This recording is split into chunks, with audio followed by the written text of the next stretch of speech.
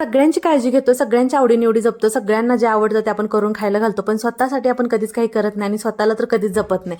पण आज मी म्हटलं चला, माझं 9 दिवसाचं नवरात्र होतं, तर म्हटलं आज ना मी शेंगदाणे आणि गुळाचे लाडू मस्त असे बनवून घ्यायला लागले होते.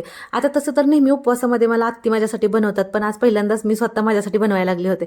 आता इकडं आत्ती बघा, आमच्या सिरियल प्रेमी, सिरियल बघत बघत इकडे ह्यांचा झाडू मारायचा सुरू होता. असताना आज ना मला मटर राईस बनवायला सांगितला होता, म्हणून मग हा आगारोच एक बॉयलर आहे, ह्याच्यावरती मटर ना मी तो उकडायला ठेवला. ह्याच्यामुळे एक माझं काम खूप सोपं असतं बरं का.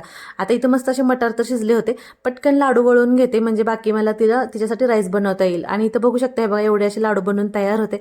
आत्तीनं म्हटलं टेस्ट करून बघा, तर आत्तीने बघितली आणि आत्तीनं लाडू खूप आवडले, कारण थोडंसं तूप वेलदोडे असं थोडं थोडं घातलं होतं आणि त्याच्यामुळे अगदीच हेल्दी पण खूप छान झाले होते.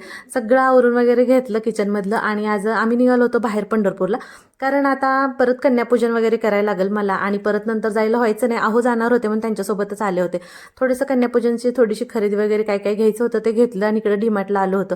मग इकडं काय, डीमार्टला आलो आणि किचन सेक्शनला आलं नाही, असं कधी झाले का. थोडंसं आलं इकडे तिकडे बघितलं. त्याच्यानंतर अहो नीना उपवास असल्यामुळे मस्त अशी लस्सी घेतली होती, लस्सी प्यायलो गाडीत बसूनच आणि घरी यायला निघालो. कसा वाटला ब्लॉग नक्की कमेंट करून सांगा. चला भेटू परत, बाय.